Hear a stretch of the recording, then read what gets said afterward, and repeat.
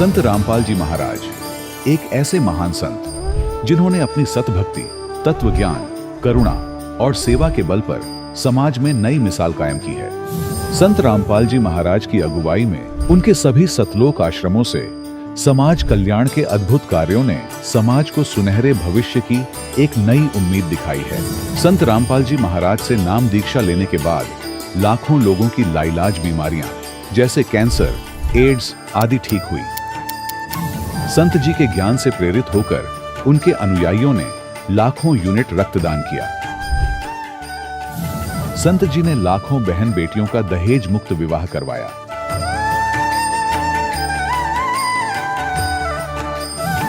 संत जी ने लाखों लोगों का नशा छुड़वाया, करोड़ों उजड़े परिवार बसे। संत जी के आश्रमों में समागम के दौरान निःशुल्क नेत्र चिकित्सा, दंत चिकित्सा प्रदान की जाती है। संत रामपाल जी महाराज द्वारा समय समय पर पर्यावरण संरक्षण के उद्देश्य से बड़े स्तर पर वृक्षारोपण किया जाता है। संत जी ने जरूरतमंदों को तत्काल राहत पहुंचाने के लिए एम्बुलेंस सेवा शुरू की। संत जी अपने अनुयायियों को देहदान के लिए प्रेरित करते हैं, जिससे मानवता की सेवा और चिकित्सा क्षेत्र में सुधार हो सके। संत रामपाल जी महाराज के सभी आश्रमों में हर रोज निःशुल्क भंडारा आयोजित किया जाता है, जहां हर वर्ग, हर जाति और हर धर्म के लोग एक साथ बैठकर भोजन करते हैं।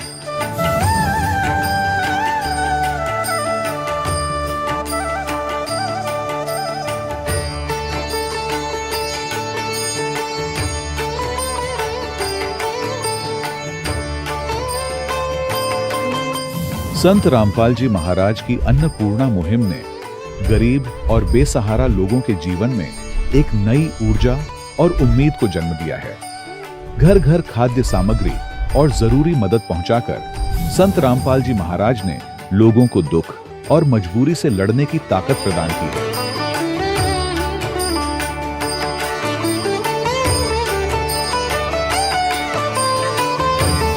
संत रामपाल जी महाराज द्वारा गरीब लोगों के लिए घर बनवाने का अद्भुत कार्य एक ऐसी मिसाल कायम कर रहा है जो सदियों सदियों संत जी की उदारता और दया भावना के तौर पर जाना जाएगा।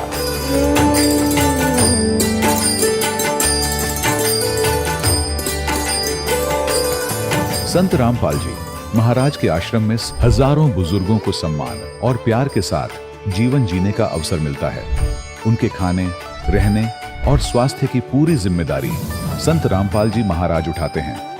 अनाथ बच्चों के लिए संत रामपाल जी महाराज के सभी आश्रम किसी वरदान से कम नहीं। यहाँ उन्हें शिक्षा, संस्कार और भविष्य के लिए बेहतर अवसर प्रदान किए जाते हैं। चाहे बाढ़ हो, भूकंप या महामारी, संत रामपाल जी महाराज और उनके अनुयायी हमेशा ही जरूरतमंदों के लिए सबसे आगे खड़े रहते हैं।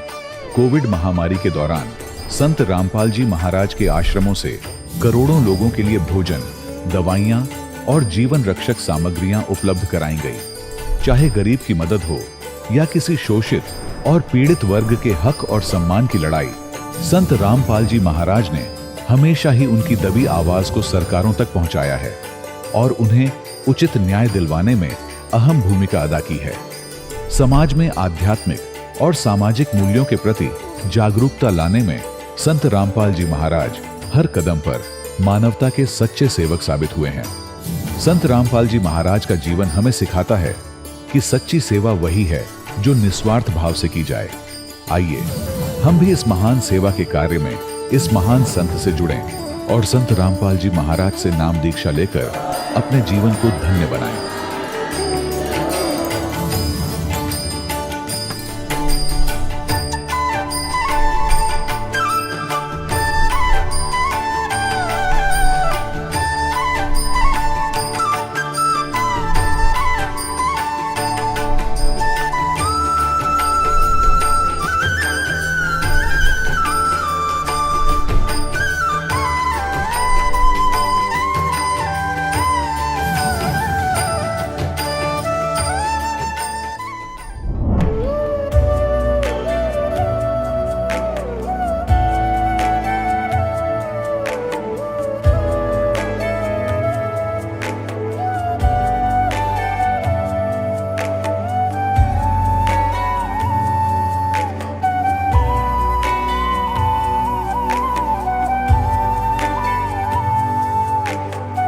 गीता 18 के श्लोक नंबर 62 में भगवान स्वयं कह रहे हैं कि अर्जुन उस परमेश्वर की शरण में जा जिसकी कृपा से परम शांति व शाश्वत स्थान अर्थात सतलोक को प्राप्त होगा।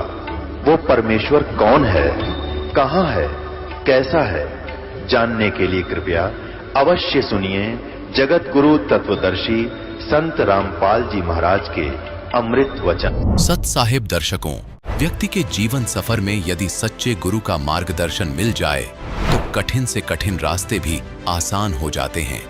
लेकिन गुरु का पूर्ण होना आवश्यक है, क्योंकि अधूरे गुरु से कोई लाभ नहीं मिलता। यही कारण था कि राधा स्वामी पंथ से जुड़े होने के बावजूद भी इंदौर की राजू परमार जी कई समस्याओं से जूझ रही थीं।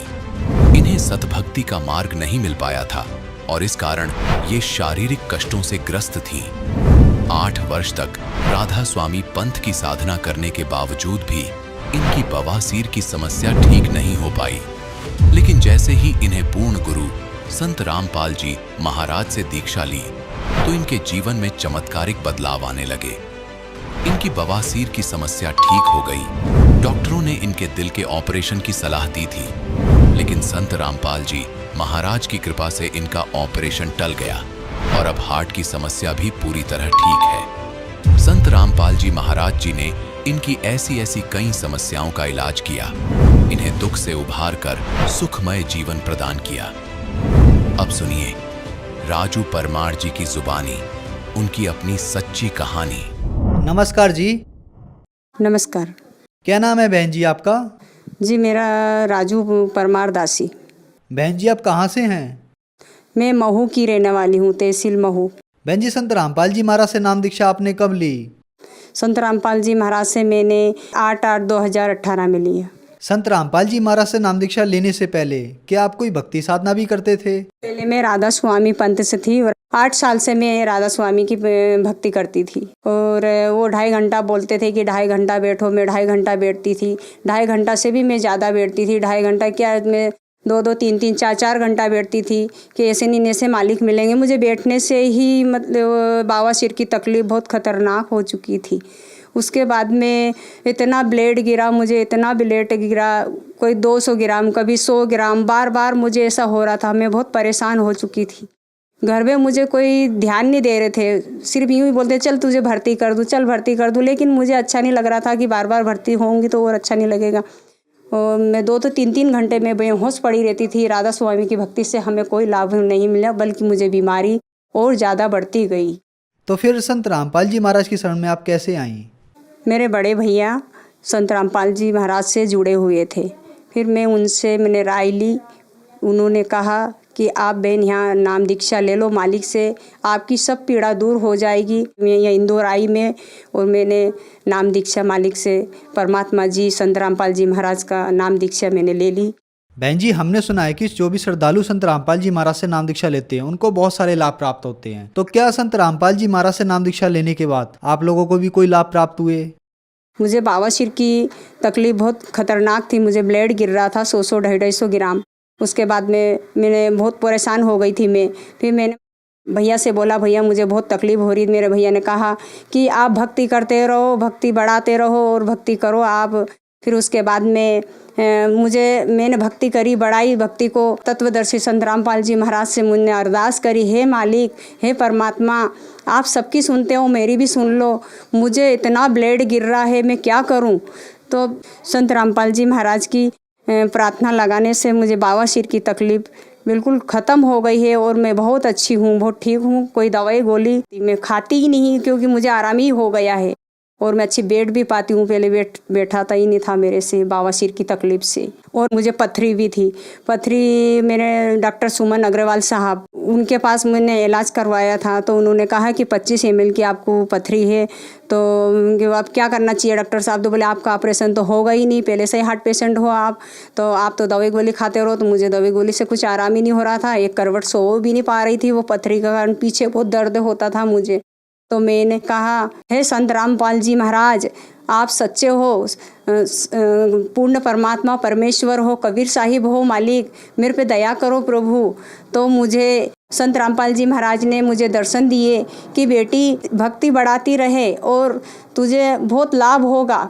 तू किसी से भी मत डर और किसी से भी तू रोना गाना बंद कर और भक्ति बढ़ाती रहे तेरी, और तू ठीक हो जाएगी। जब से फिर मुझे आज तक वो पथरी 25 ml की पथरी पता नहीं कहाँ गई, मुझे पता ही नहीं चला, और मुझे आराम हो गया और मैं अच्छे से अब 2 ही करवट सो जाती हूँ और मुझे नींद भी अच्छे से आती है, और जो चक्कर आते थे वो भी मेरा ख़त्म हो गया। संत रामपाल जी महाराज के दीक्षा लेने से पहले हार्ट पेशेंट थी मैं, तो यहाँ इंदौर खूब सारी जांचें करवाई, मेरी टी चौतरा में करवाई, डॉक्टर छाबड़ा से भी करवाई, तो कहा था कि आप जी नहीं पाओगी, आपको ऑपरेशन नहीं होगा, मुझे ऐसे ऐसे बताए गए थे। फिर उसके बाद में अपोला ले गए थे मेरे भगत जी, तो उन्होंने कहा कि चलो ठीक है अपोला में ले चलें। फिर वहाँ ले गए तो वहाँ भी मेरा ऑपरेशन का मना कर दिया, गरीबी स्थिति थी हम लोगों की। फिर भी तकलीफ़ तो मुझे होती थी, इंजेक्शन हर महीने लगते थे, मुझे हर महीने लगते थे। अगर मैं 1 महीना चूक जाती थी तो मुझे खाना नहीं खावाता, इसके बाद में बेचैनी होती थी, मुझे नींद नहीं आती थी। गोली में 18-25 गोली मैं हमेशा रोज़ खाती थी। अब मैं गोली नहीं खाती हूँ। अगस्त 8 2018 से मैंने गोली बंद कर दी, मैं गोली भी नहीं खाती हूँ। अब मुझे इंजेक्शन भी नहीं लगता है, और संत रामपाल जी महाराज की दया, उनकी नाम दीक्षा लेने से और उनकी शरण में आने से मेरी हार्ट की बीमारी भी ठीक हो गई, संत रामपाल जी महाराज की दया से। मैं 15 साल से बहुत परेशान थी। संत रामपाल जी महाराज से जब नाम दीक्षा नहीं ली थी, उसके पहले ही मुझे एलर्जी की इतनी खतरनाक बीमारी थी कि कोई दूर मसाला भूनता हो तो मुझे छींक चलती थी, और मैं सुबह उठते से ही 10-15 छींक नहीं चलती तो मेरे घर वाले भी परेशान हो जाते थे कि तू कितनी छींकती है, तुझे कोई गालियाँ देगा। तो मैं बहुत परेशान होती थी, और इतनी सारी बीमारी से मैं बहुत परेशान थी। मैंने सोचा कि इससे तो मर जाना अच्छा है, घर वाले भी नहीं मान रहे मेरी। मैं फांसी लगाने गई तो फिर मैंने वापस वो फंदा छोड़ दिया मेरे गले में से, और मैंने कहा कि परमात्मा अगर कोई इस पृथ्वी पे है, जिंदा है, तो मुझे बचा लो इस बीमारी से। और मैं क्या करूं, मैं बहुत परेशान हूं, मुझे ब्लड भी बहुत गिर रहा है और मुझे पथरी भी 25 ml की बताई गई है। मैं क्या करूं, मैं बहुत परेशान हूँ। तो ऐसे है ना, फिर मैं परमात्मा से मैंने अरदास करी कि हे मालिक, आप पृथ्वी पे हो, कोई परमात्मा या मालिक है या परम पिता है, कोई भी है, या सृष्टि बनाने वाला मालिक हो, कोई भी है, या भगवान कहते हैं, अगर सच्चे मालिक हो, जिंदा मालिक है, तो मुझे बचा लो, इस बीमारी से बचा लो, नहीं तो मैं आज आत्महत्या करके मर जाऊंगी। फिर मैं ऐसे कैसे जाके मेरे बिस्तर पे मैं सो गई। फिर उसके बाद में मैंने कहा कि राधा स्वामी दिखेंगे, तो मुझे राधा स्वामी तो नहीं दिखे।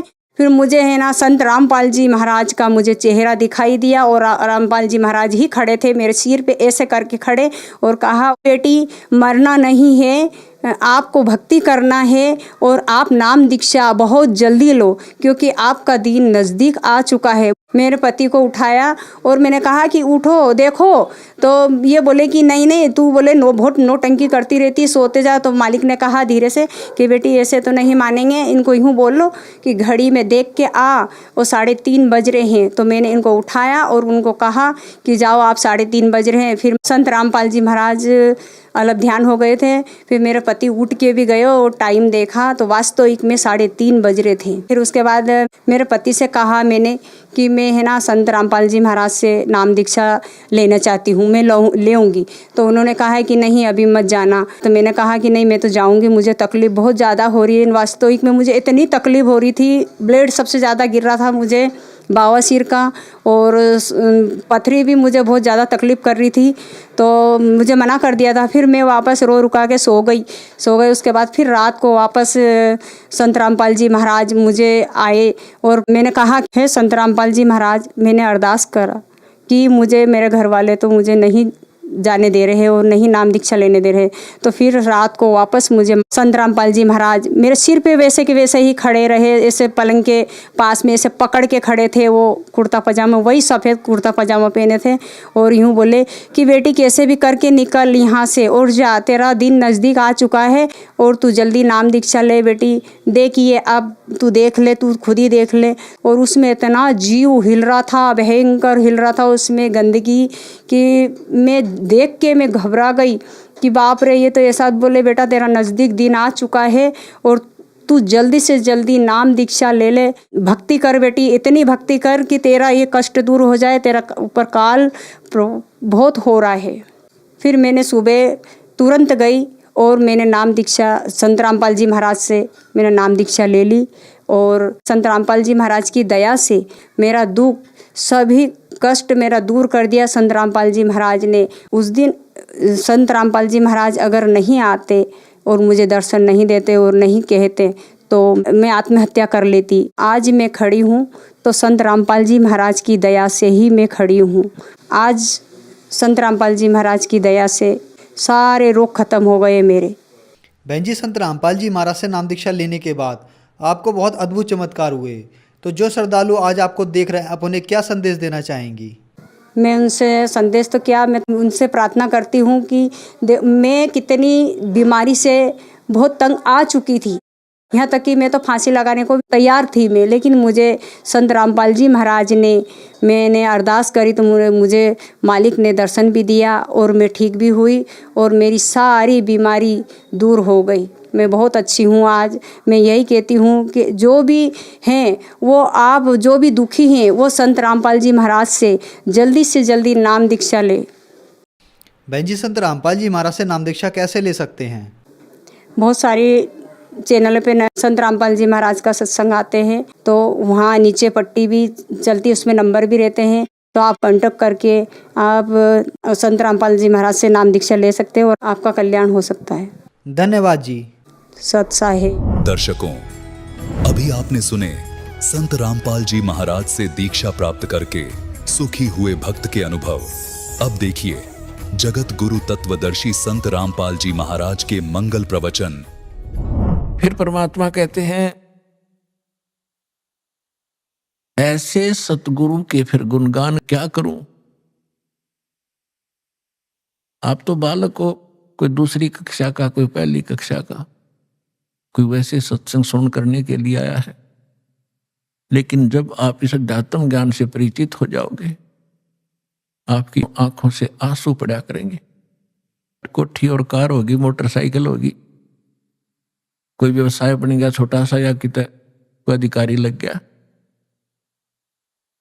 तो परमात्मा याद दिलाना चाहते हैं कि ये सुख तो थोड़े से दिन का है, 10-20 वर्ष का। रिटायर होने के बाद फिर उसकी आंख भी खुल जाती है, या क्या बनेगी तेरे साथ में है। कोई ड्राइवर भी ना मिलता है IAS IPS को, जो अंडे सैर सपट्टे करते हो पार्का में, ना घर के सुने, बहु गाड़ दें जाते ही सारी तनख्वाह बच्चे ले लें। क्योंकि जो बैटरी जब तक चार्ज रही, पिछले पुण्य थे, तब तक तो वो खूब प्रभु पाक रहा था, और जब वो डिस्चार्ज हो गया, अगर चार्जर है नहीं, भक्ति ठीक करी नहीं, तो कहते हैं संशय शोक सराय में सूतक दिन राती, और जीवित जग में जूते पड़े फिर जम तोड़े छाती। इनके लिए यही बुरा हाल हो लेगा बुढ़ापे में। यहाँ जीवित जग में जूते पड़े और फिर जम तोड़े छाती, यम के दूत फिर आगे इनकी छाती तोड़ेंगे, इनको कुटेंगे गिर के, और फिर 84 लाख योनियों में ठोके जाएंगे। तो यहां परमात्मा कहते हैं, 7 समंदर की मसीह करूं, लेखनी करूं बन राय, धरती का कागज करूं, गुरु गुण लिख्यो न जाए। ऐसे सतगुरु का, संत का गुण लिख के देखो, पूरी पृथ्वी का कागज बना लूं, 7 समुद्रों का इंक बना लूं शाही, और सभी वृक्षों की कलम बना लो, काट काट के छोल छोल के, कितनी बन जाएंगी हिसाब लगा लो। और ये सारी खत्म हो जा, धरती जितना कागज भी समाप्त हो जाए, 7 समुद्रों की इंक भी, शाही भी खत्म हो जा, और सब कलम भी घिस जाए, तो भी नहीं लिखा जा सकता। तो पुण्यात्माओं, परमात्मा कहते हैं, भाई गुरु मानुष कर जानते, ते नर कहिए अंध, ओए दुखी संसार में आग काल के फंद। फिर क्या बताते हैं परमात्मा, सतगुरु के सिजदा करूं कर्म छुटाए कोटि, और जो सतगुरु की निंदा करे फिर जम तोड़ेंगे ओठ। कि ऐसे महापुरुष ने जिसने हमारे को कितने पापों से बचा दिया, बीड़ी शराब मांस तमाकू के अवगुण बताकर उनसे छुटकारा दिलवाया, और ऐसे अनमोल भगवान की पहचान कराई, और ऐसा अनमोल मंत्र दे दिया जो आज तक ऋषि महर्षि और ब्रह्मा विष्णु महेश के कान भी नहीं पड़ा। तो फिर कहते हैं सतगुरु के सिजदा करूं जिसने कर्म छुटाए कोट, करोड़ों कर्मों से बचा दिया, और जो ऐसे सतगुरु की निंदा करे उसको घोर पाप लगता है, अर्थात वो फिर इतनी सजा का पात्र बनता है, जम यम के दूत उसके होठ तोड़ेंगे। होठ फोड़ेंगे मतलब कि ऐसा बुरी तरह पीटेंगे कितने लागो, ये नहीं देखेंगे इसके ये यहां नहीं मारे होठों पर, तो कहते हैं उसके फिर जम तोड़ेंगे होठ। कहने का भाव यह है कि उसको बहुत भयंकर सजा मिलेगी। तो पुण्यात्मा, सत्संग से ज्ञान होता है। जैसे आप कल के सत्संग में सुन रहे थे कि धर्मदास नाम के एक महापुरुष जैसा परमात्मा लीला करता है उस आधार से उनको मिले। परमात्मा की गुणों में लिखा है कि वो परमात्मा प्रत्येक युग में ऐसी लीलाएं करता है। सतलोक में रहता है, सचखंड में अविनाशी स्थान शाश्वत स्थान पर रहता है, वहां उनका ठिकाना है। परमात्मा मनुष्य दृश्य है। आज तक ये हमारे ऋषि महर्षि हमें ये निर्णय करके नहीं दे सके कौन तो भगवान है और कैसा उसका आकार है और कहाँ रहता है, उसके पाने का मंत्र कौन सा है, और जो ज्ञान आप दे रहे उसका प्रमाण कहाँ है। लोक वेद सुनाया करते, अपनी अपनी दंत कथा सुनाया करते, अपनी अपनी कह गए इस दुनिया के माँ, और बिन साहेब की बंदगी कहीं ठोर ठिकाना ना। तो पुण्यात्माओं, अभी तक हमारे को ये पता ही नहीं था कि भगवान वास्तव में है कौन। हम विष्णु जी की पूजा करते थे और फिर कहते थे ध्यान लगाते हैं, क्या देखा कि प्रकाश देखा। भगवान कैसा? भगवान निराकार है। फिर श्री विष्णु जी क्या है?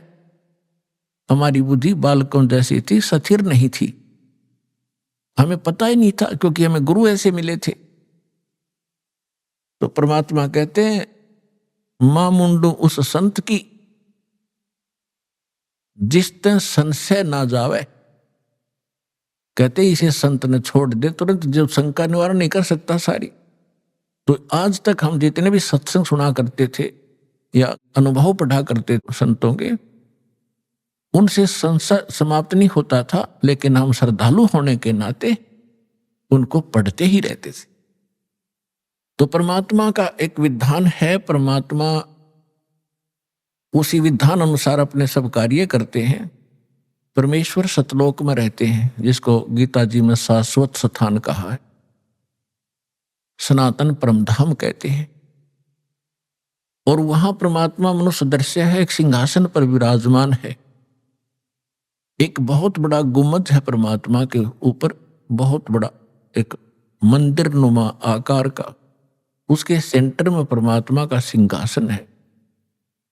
उसके ऊपर मुकुट धारण करके परमात्मा बैठे हैं और सिर पर सफेद छत्र है दाता के।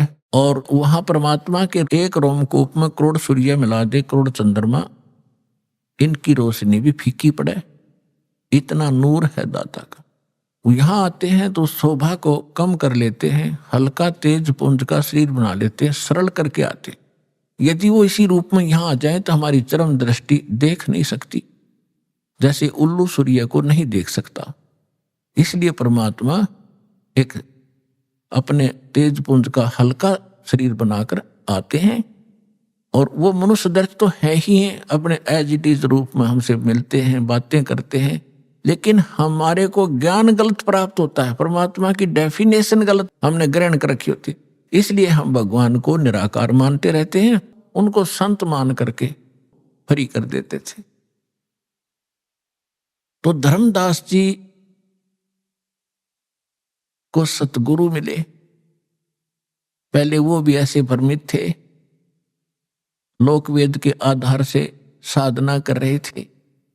परमेश्वर कबीर साहब जी कहते हैं, जब आपको ये अध्यात्म ज्ञान होगा तो आप क्या कहोगे?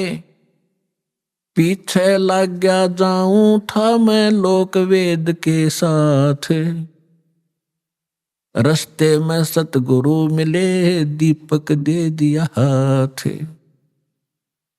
लोकवेद होता है दंत कथा, अक्षेत्रीय ज्ञान, जिस क्षेत्र में जैसी परंपराएं जैसी साधना होती है उसको लोक वेद कहते हैं। वो सबके मुंह पर चढ़ा हुआ होता है कि ये भगवान है, ये भगवान है। चाहे को किसी भी देव को पूज रहा है या कोई मजार पूज रहा है या किसी की यादगार पूज रहा है, उन्हीं को सत्य मान रहे हैं। तो परमात्मा कहते हैं कि हम पहले हमारे लिए कह रहे हैं, वो तो मालिक थे। जैसे दास पहले भगवान विष्णु जी का पुजारी था और साथ में शंकर जी को भी पैरेलल आदर दिया करते थे। हनुमान जी का विशेष पुजारी था और भी अपना जो परंपरागत देवता बाबा श्याम जी या नारी पूजा थी। तो ये लोक वेद के आधार से हम साधना कर रहे थे। ये यथार्थ भक्ति मार्ग और ज्ञान नहीं था। और जब ये मार्ग मिला परम पूज्य परमेश्वर के श्रेष्ठ आत्मा पुण्य आत्मा स्वामी रामदेवानंद जी दास को मिले, उन्होंने दास को एक दीपक दे दिया तत्व ज्ञान रूपी कि अब आप अंधेरे में भटक रहे हो, आपके पास कोई मार्ग नहीं है जिसकी रोशनी में आप ठीक चल सके। तो उस तत्व ज्ञान रूपी दीपक के रोशनी में दास फिर सीधा चला तो आज सफलता मिली। तो परमात्मा कहते हैं, पीछे लग गया जाऊं था मैं लोक वेद के साथ, रस्ते में सतगुरु मिले।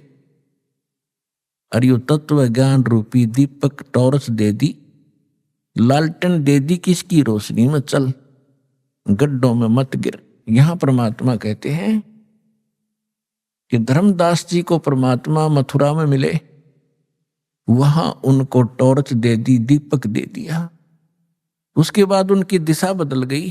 तो इसी प्रकार कल आपको सत्संग में सुनाया गया था कि धर्मदास जी को परमात्मा मिले, लेकिन हमारे अंदर इतना खचड़ा भर गया है ये अज्ञान का, ये जल्दी से समाप्त नहीं होता। दीक्षा भी ले ली धर्मदास जी ने, भगवान को देख भी लिया, लेकिन वो पुरानी कथाएं, पुराना रंग, वो पेंट कहीं ना कहीं किसी कोने में दबा ही रहता है। एक दिन धर्मदास जी ने प्रश्न किया कि हे परमेश्वर, अक्षमा करना अपने किंकर को, मैं पामर प्राणी हूं, लेकिन दाता मुझ नालायक व्यक्ति के अंदर कुछ ऐसी शंकाएं किसी कोने में और जमा हैं, दाता उनका भी समाधान कीजिए। परमेश्वर ने कहा, बोल भाई, जब तक शंकाएं तेरी समाप्त नहीं होगी तू भक्ति खाक करेगा। उसने कहा, भगवान देखो, आप कहते हो कि भगवान विष्णु, भगवान कृष्ण, भगवान श्री राम, इनमें कोई शक्ति नहीं थी, ये कोई कुछ नहीं कर सकते। हमने कथाएं सुनी अपने पहले वाले गुरुओं से कि भगवान श्री कृष्ण ने मोर ध्वज के पुत्र तामर ध्वज को आरे से दो फाड़ करवा के चिरवा के मृत्यु को प्राप्त हो गया था, उसको जीवित कर दिया भगवान। अब ये बात मेरे गले नहीं उतर रही, क्या उनमें शक्ति नहीं थी? भगवान श्री कृष्ण ने सुदामा उसका मित्र था, दारिद्र बहुत घना था, उसमें बहुत ही निर्धन व्यक्ति था, क्लास फेलो था उनका। एक दिन उनके पास गया जब वो द्वारका के राजा थे, और भगवान 2 मुट्ठी चावल खा के और उसका सुंदर महल बना दिया और घना धन दे दिया उसको। परमात्मा बोले, ठीक है बच्चा, पहले तो आप लोग इतने भावुक हो कि सुनते नहीं ध्यान से। परमेश्वर ने कहा कि मैं ये नहीं कह रहा कि ब्रह्मा विष्णु महेश में कोई शक्ति नहीं, ये कुछ नहीं कर सकते। परमात्मा कहते थे कि तुम इनको समर्थ मानते थे कि ये समर्थ भगवान है, सारी सृष्टि के रचनहार हैं, ये अजन्मा है, इनकी मृत्यु जन्म नहीं होता, इनके कोई माता पिता नहीं। तो वो तेरे रूबरू कर दिया, इनके माता पिता हैं, इनकी जन्म मृत्यु होती है। जिनकी जन्म मृत्यु होती है वो सक्षम कैसे होगे? तो परमात्मा ने कहा कि जैसे एक स्टेट के प्रांत के मंत्री में जो शक्ति होती है वो शक्ति होती है, लेकिन वो प्रधानमंत्री नहीं होता, प्रधानमंत्री जैसी पावर नहीं रखता। अब परमात्मा ने बताया कि आप कह रहे हो श्री कृष्ण भगवान ने मोर ध्वज के पुत्र ताम्र ध्वज को तो वहां जाके और शर्त रखती कि हम मेरा शेर जो है सिंह ये मांस खाएगा और आपके परिवार के एक सदस्य का खाएगा। जित कथा आपने सुन रखी बहुत बार, ये नहीं सुनाऊंगा आज। ऐसा ही किया गया, ताम्र ध्वज को चीरा गया, वो मर गया और श्री कृष्ण ने जीवित भी कर दिया। उनकी परीक्षा ली, वो सफल हुए। ठीक है, अभी यहां तो श्री कृष्ण ने ताम्र ध्वज तो जीवित कर दिया। जब महाभारत के युद्ध में उसकी बहन सुभद्रा का पुत्र अभिमन्यु युद्ध में मारा गया चक्रव्यूह में, सुभद्रा रोए, पांचों पांडव रोए, उनका कुल नाश होए, और श्री कृष्ण रोए बैठ के, तब वो क्यों नहीं जीवित कर सके अभिमन्यु को? अब हमारी इतनी बुद्धि थी, धर्मदास चुप हो गया। कहा भगवान या तो बात कभी ध्यान में आई ही नहीं हमारे। इसलिए परमात्मा कहते हैं गुरु बिन काहु न पाया ज्ञाना, जो थोथा भूषड़ मूड किसाना। तुम थोथा भूषड़ रहे थे अभी तक, और सारे तुम्हारे गुरु सिर पैर तानी कथा सुनाते राम बिलनी की, बस खाई रोटी जाओ जय बोलो। ये कोई कहानी थी? ये कोई ज्ञान था तुम्हारा?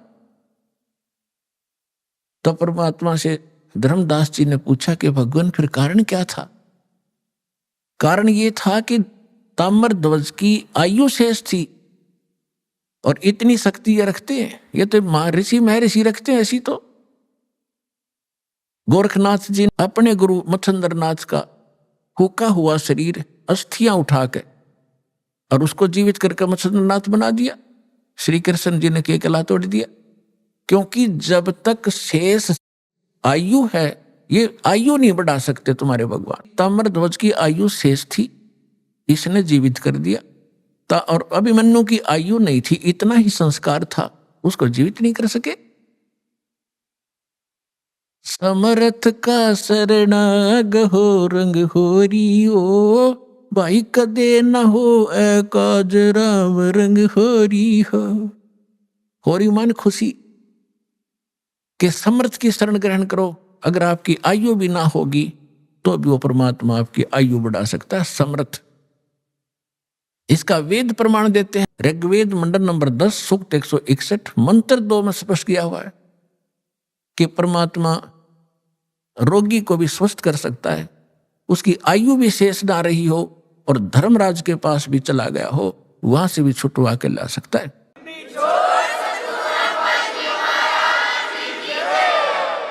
और उसको आगे और भी 100 वर्ष की आयु जीने के लिए वो दे सकता है। अब इसके लिए थोड़ा उदाहरण देते हैं। एक समय सिकंदर लोधी दिल्ली के बादशाह को एक भयंकर रोग हो गया, क्योंकि सिकंदर लोधी जो था एक क्रूर राजा था, मुसलमान धर्म में जन्मा था, जिस कारण से अपने काजी और मुल्लाओं के द्वारा बताए गए आधार से वो बाई फोर्स मुसलमान बनाता था हिंदुओं को, और राजा होकर और भी बहुत भेदभाव रखता था हिंदू और मुसलमानों में। तो जिस कारण से उसको दंड अपने किए का भोगना तो था ही। उसको एक ऐसा रोग हो गया, ऐसा जलन का रोग बन गया कि उसने सारा इलाज करा लिया, अपने मौलवियों से, काजियों से, मुल्लाओं से, सब दरगाहों पर मन्नत मान ली, सारी क्रियाएं कर ली, बलि चढ़ा ली। फिर हिंदू धर्म के भी जो धार्मिक गुरु थे उनसे भी क्रियाएं करवा ली, अवंताएं करवा लिया, और साथ में बड़े से बड़े वैद्य पूरे उसके राष्ट्र में जहां भी किसी वैद्य का नाम सुना उसी को पकड़ लाए और आके कह दिया कि मुंह मांगा पैसा देंगे। मेरा रोग खत्म हो। तो वो वैद्य कहते हैं जी हम ऐसी औषधि इस रोग की दे रहे हैं कि अग्नि को भी बुझा देंगे, आपको तो जलन है सिंपल, लेकिन आपका ये दवाई काम नहीं कर रही, हम भी हैरान हैं। तो पुण्यात्माओं, औषधि का काम अपने सत्र का होता है, और संस्कार जब जीव के बिगड़ जाते हैं औषधि रिएक्शन करना लग जाती है। और जब आपको सही शरण मिलती है परम संत की, परमात्मा पूर्ण की, और अब भक्ति दी जाती है, तो भक्ति आप करने से फिर वही मेडिसिन काम करने लग जाती है, और बगैर मेडिसिन के भी परमात्मा ठीक कर सकता है। वो आपकी श्रद्धा पर निर्भर करता है।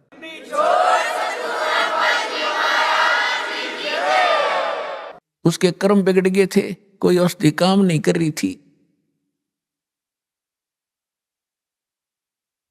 जो अन्य जो हिंदू धर्म के आचार्य थे उन्होंने बता दिया था, राजन ये आपका प्रारब्ध का कर्म है। प्रारब्ध माने किस्मत में लिखा हुआ, ये आपके पिछले पाप का प्रतिफल है, जो रिटर्न है आपकी किस्मत में लिखा हुआ है, इसको कोई चेंज नहीं कर सकता, ये भोगने से ही समाप्त होगा।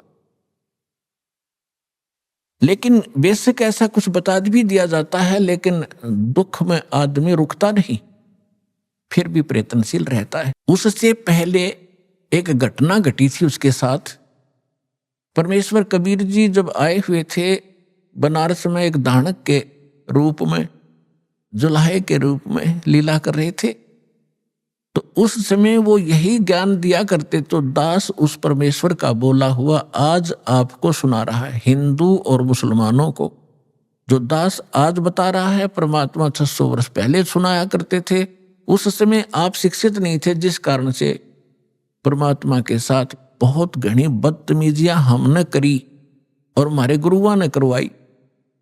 वो ये कहा करते ये धानक है, दुल्हा है, ये सदग्रंथों को जानता नहीं, क्योंकि ये संस्कृत पढ़ा नहीं, और संस्कृत पढ़े बिना सदग्रंथ समझ नहीं आते, सारी झूठ बोलता है। तो हमारे यह बात पक्की जचेगी कि कबीर जी अशिक्षित हैं, ये सदग्रंथ नहीं जानते, झूठा बोलते होंगे। तो आज परमात्मा ने सबसे पहले आप पर रहम कराया। 1947 में भारत आजाद हुआ, 1951 में दास को यहां भेजा। उसके बाद फ्लड आ गई शिक्षा की हिंदुस्तान में। नहीं, हमने हमारे उस समय मुझे मालूम है हमारी 2 सिस्टर तो बगैर पढ़ाई छोड़ दी कि ना हम नहीं पढ़ाएंगे। लड़कियों को तो आसपास भी नहीं, लड़के भी हमारी नंबर आया था पढ़ने का, उससे पहले सभी अशिक्षित थे। तो कहने का भाव ये है कि परमात्मा ने ये जो शिक्षा है या एक आग है, ये इस जीव की नाशक है। इसने नैतिकता का नाश कर दिया, आपस में शिष्टाचार खत्म कर दिया। ऊपर से हम लिपे चोपड़े दिखे हैं, अच्छी पैंट कोट पहन के, और सारे विचार बिगड़ गए, हमारा व्यवहार बिगड़ गया, बेईमान बन गए, अहंकारी बन गए, छोटी सी पोस्ट पाकर भगवान भूल गए। लेकिन परमात्मा ने ये एक बार ये करना जरूरी था। मालिक को मालूम था कि ये तो आत्मा है, इसको ज्ञान होगा, फिर ये छोड़ देगी उन बुराइयों को। शिक्षा करना जरूरी था। तो ये शिक्षा आपको आज ईब काम आई है, बाकी रोजी रोटी के लिए विशेष नहीं है। ये लाखों बच्चे पढ़ते हैं और नौकरी कितनों को मिलती है? 1 वर्ष में करोड़ों बच्चे हिंदुस्तान में शिक्षा ग्रहण करके फारिग होते हैं। ये MA BA करके, BSc करके, BCom करके, और कितनों को सर्विस मिलती है? कोई बात नहीं, 2 रोटी भगवान ने देनी है, पूर्व निर्धारित है, वो तो वही मिलेगा। जब तक आप इस शरण में नहीं आओगे तो आपको केवल वर्क डन ही, पिछला संस्कार ही मिलता रहेगा। और यहाँ आने के बाद ये कर्म की रेख बदल देता, वो समर्थ है ना। भाग में तो लिख देगा आपके 2 रोटी का, इसके दरबार में कोई कमी नहीं। कमी रहेगी तो आपकी नीयत में रहेगी, आपकी श्रद्धा में रहेगी। तो उस समय परमात्मा ये ज्ञान सुनाया करते थे। हिंदू और मुसलमानों के जो पीर गुरु थे परमात्मा के दुश्मन बन गए कि ये तो हमारे धर्म का विरोधी है, ये ब्रह्मा विष्णु महेश को नासवान बताता है, इनके माता पिता बताता है, ऐसा करता है। ऐसे काजी और मुल्लाओं को परमात्मा लताड़ा करते थे कि तुम साधना गलत बता रहे हो।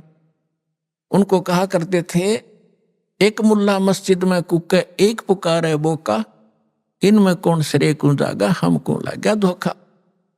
अब तुम बकरीद बनाते हो, बकरे को हलाल करते हो, एक बकरा तो वहां मिमा रहा है, अपनी जान जा रही है, रो रहा है, म्या म्या कर रहा है, और एक मुल्ला कूक रहा है मस्जिद में, हे अल्लाहू अकबर, हे अल्लाहू अकबर, इस बकरे की रूह को स्वर्ग में स्थान देना। जैसे उस मुल्ला के बाप का नौकर है वो भगवान, उसके कहने तो उसने स्वर्ग में भेज देगा उस बकरे की आत्मा ने। परमात्मा कहते हैं जय या रूह तैं भिष्ट पिठाई, तो कर तदबीर कबीला भाई।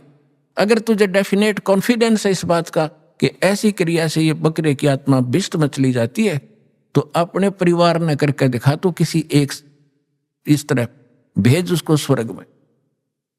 तो इस तरह की परमात्मा की कड़वी सच्चाई को वो बालक सहन नहीं कर सके, विरोधी बन गए।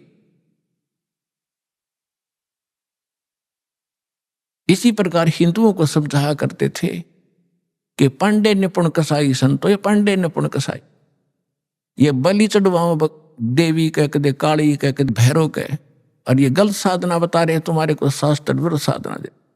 तो दोनों दुश्मन बन गए। और परमात्मा इन मुसलमानों को कहा करते और हिंदुओं को कहते थे, नहीं है दारमदारा, वहां तो नहीं है दारमदारा, उस दरगाह में धर्म राय है, लेखा लेगा सारा, मुल्ला कुक के बंग सुनावे ना बेरा करतारा। और फिर परमात्मा हिंदुआन कहा करते थे कि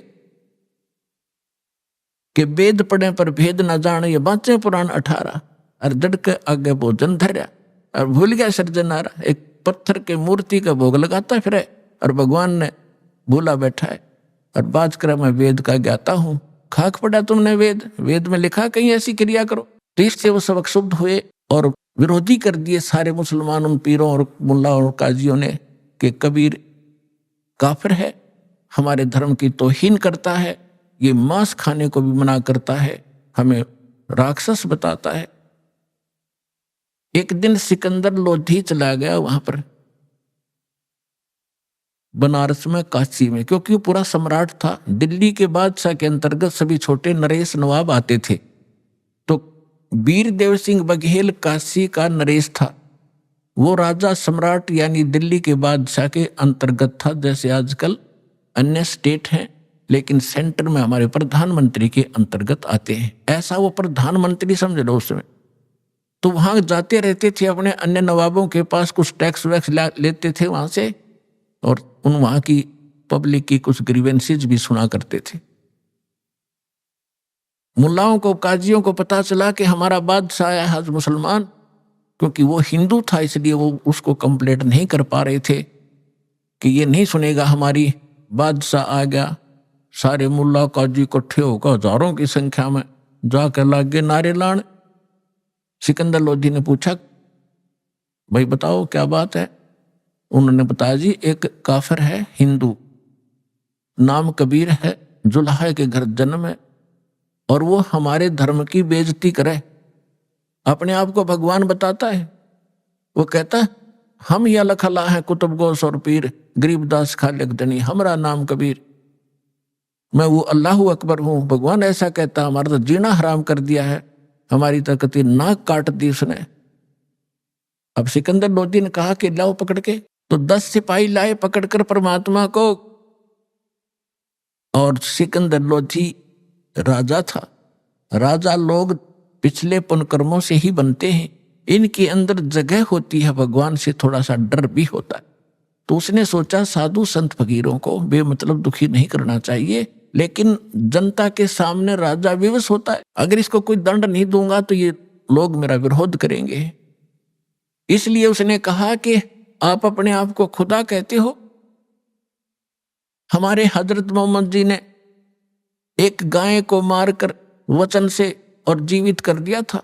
यदि तू अल्लाह है और यह अल्लाह का रसूल है, पैगंबर है, तो इस गाय को हम कत्ल करेंगे, इसको जीवित करना। तो वहां पूरी सभा के अंदर एक गाय कत्ल कर दी। गर्भवती गाय थी, 4 टुकड़े हो गए मां बेटों के। और सिकंदर लोधी ने कहा कि अब करके दिखा जीवित इसको, नहीं तो तेरी गर्दन काट दूंगा। परमात्मा बोले कि किसी भगवान की या किसी परमात्मा के रसूल की ये पहचान नहीं है कि वो मुर्दे ही जीवित कर दे, तभी उसको पहचाना जाता है। उसकी और भी अन्य बहुत पहचान होती है। तो सिकंदर लोदी कहता है, मैंने जो कहा वो कर, अन्यथा अगर तलवार निकाल ली। परमात्मा उठे, एक थपकी गाय का लगा दी, एक बच्चे का। गाय भी जुड़ गई, बच्चा भी जुड़ गया, जैसे निशान भी ना हो, और ला का बच्चा गाय की दूध की डेग बाल्टी ठोक दी और कहा कि गाय अपनी अम्मा है, इस पर छुरी मत बाह, गरीबदास की दूध को सभी आतन का। अरे अनाड़ियों, तुम गाय का मांस खाकर एक दिन में फारिग कर देते हो, ये तुम्हारी माँ है। जिस ममड़ी का दूध पीवत हो, पिता को करो हलाल कसाई। जिसका तुम दूध पीते हो उसको माँ कहते हो। और गाय का, पहले गाय ही ज्यादा होती थी, भैंस इतनी प्रचलन में नहीं थी, नहीं तो भैंस भी माँ है, दूध तो उसका पीवे हम।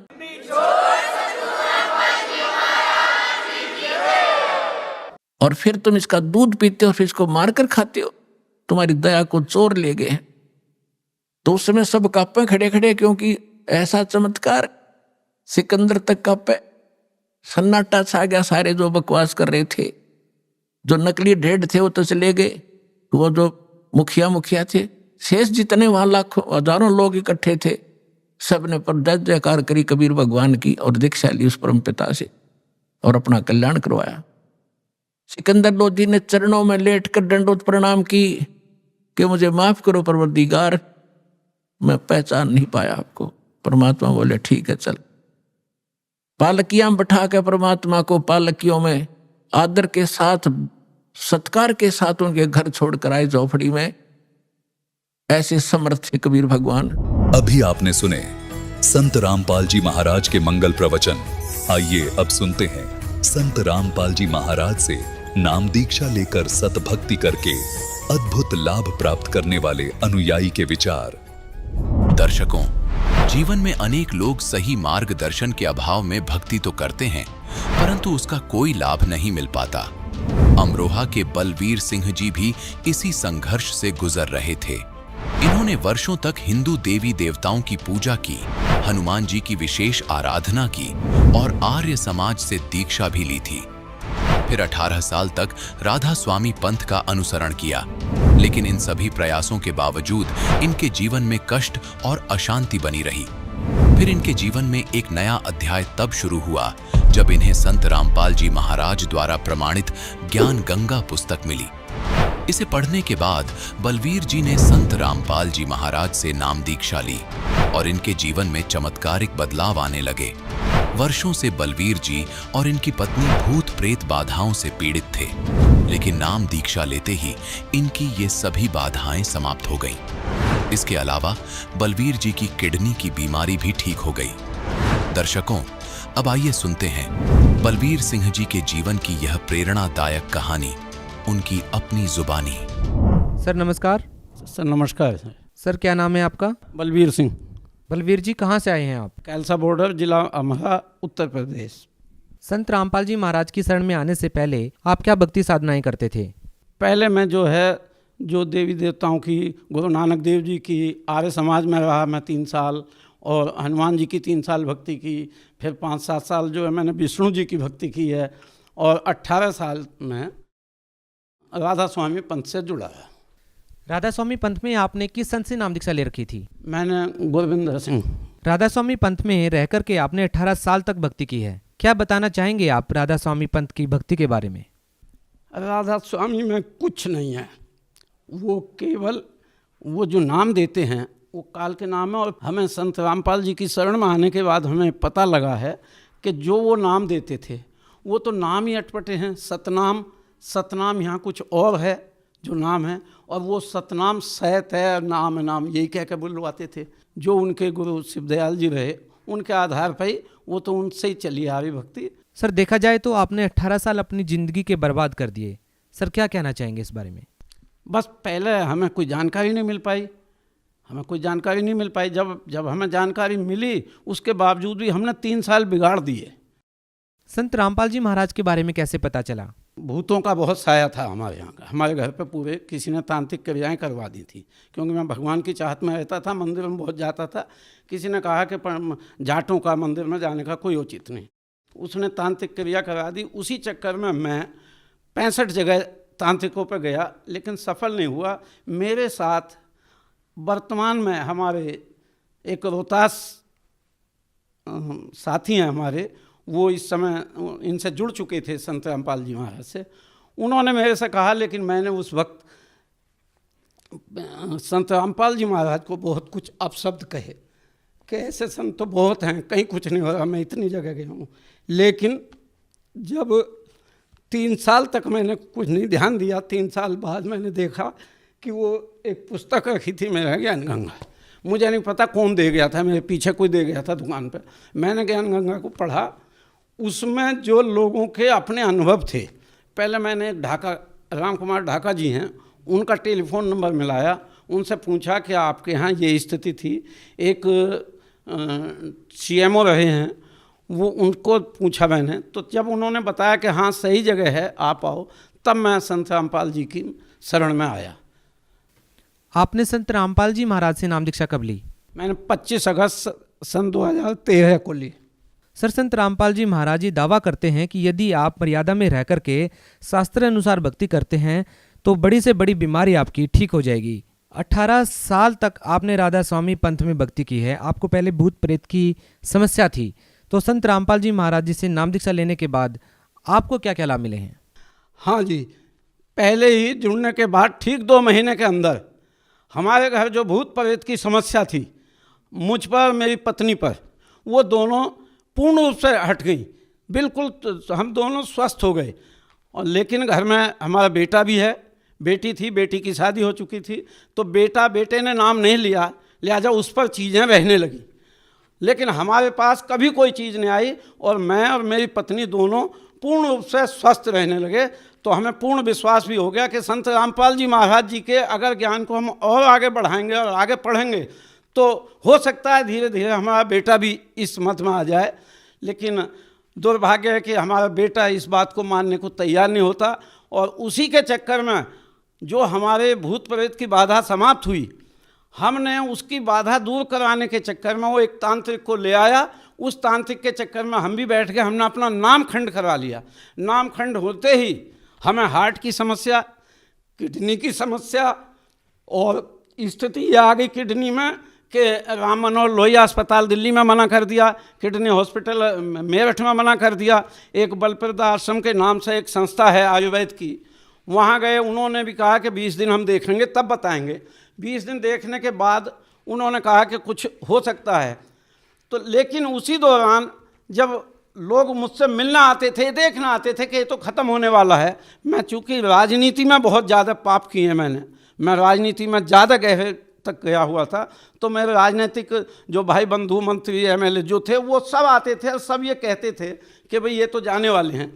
तब मैंने जो है एक दिन फिर अपने संत रामपाल जी महाराज जी की जहाँ मैं पूजा करता हूँ, तो मैंने वहाँ जाकर अपने गुरु जी से प्रार्थना की और कहा कि परमात्मा आप ही परमात्मा हो, आप ही पूर्ण भगवान हो, आप ही पूर्ण संत हो, आप जो है मेरी रक्षा करो, मैं कहीं से बचने की स्थिति में नहीं, और मैं आइंदा भविष्य में कभी आपका मर्यादा खंड नहीं करूँगा।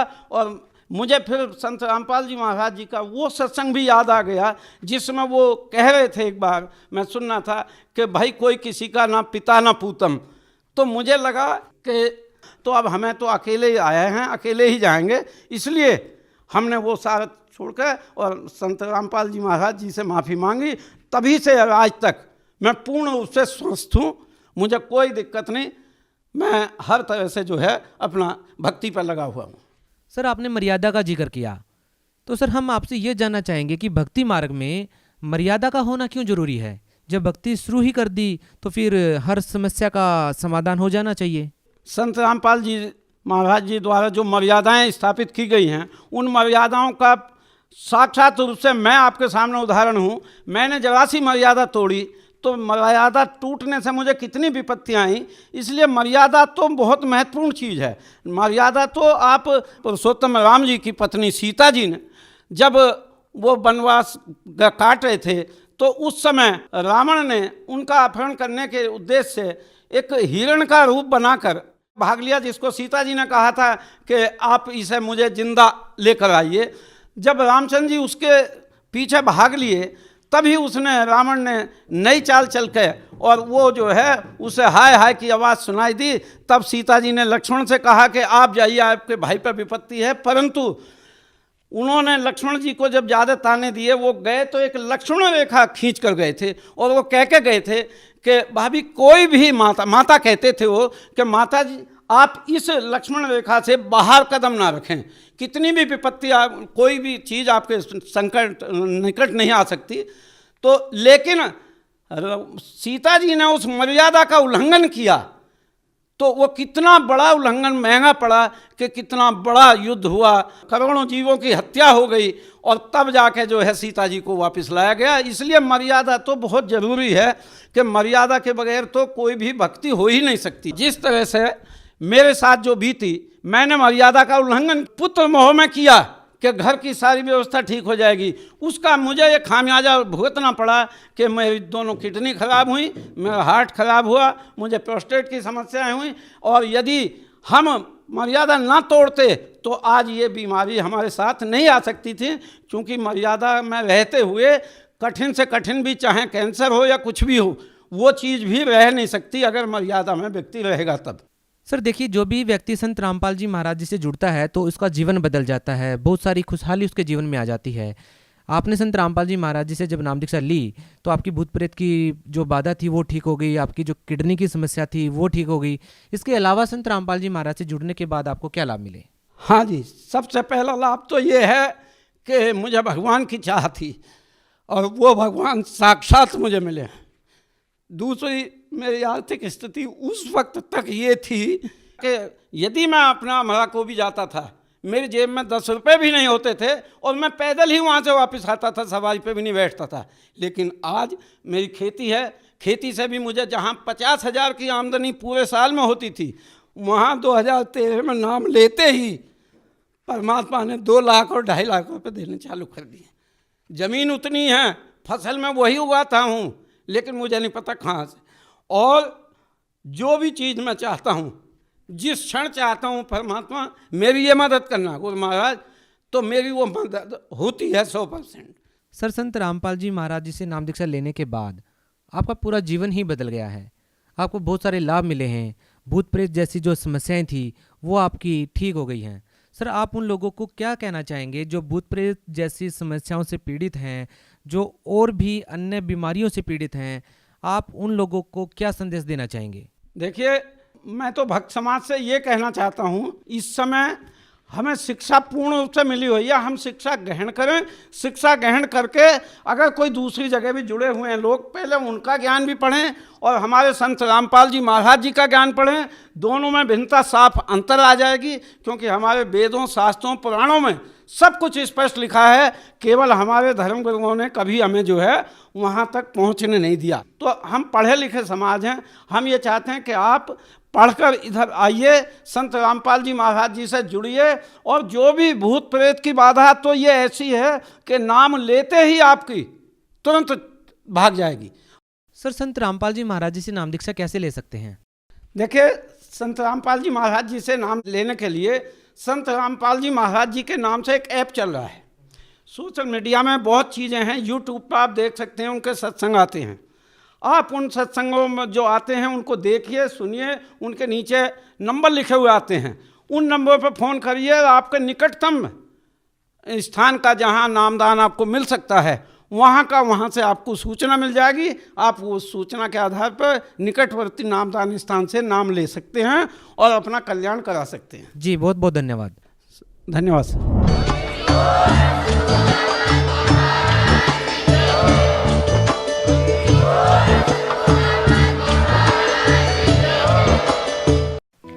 आप सुन रहे थे जगत गुरु तत्वदर्शी संत रामपाल जी महाराज के मंगल प्रवचन।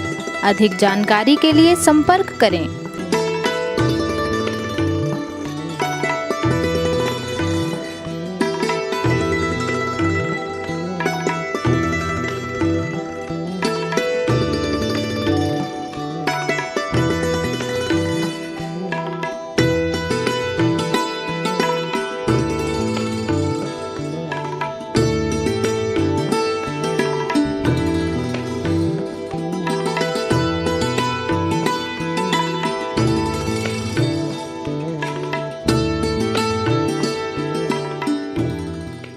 जगत गुरु तत्वदर्शी संत रामपाल जी महाराज जी के पावन सानिध्य में भक्ति की अलख जगाने तथा श्रद्धालुओं को सत्य भक्ति मार्ग का रास्ता दिखाने हेतु कनाडा के लोकप्रिय channel the TV NRI channel पर जगत गुरु तत्वदर्शी संत रामपाल जी महाराज जी के मंगल प्रवचनों का प्रसारण प्रतिदिन सुबह 7:30 बजे से 8:30 बजे तक तथा रात्रि 7:30 बजे से 8:30 बजे तक किया जा रहा है। इस सत्य भक्ति मार्ग को अपनाने के लिए अधिक से अधिक सत्संग प्रसारण देखें। इस सत्संग प्रवचन का सीधा प्रसारण संत रामपाल जी महाराज लाइव सत्संग YouTube चैनल और जगत गुरु संत रामपाल जी महाराज Facebook पेज पर भी देख सकते हैं।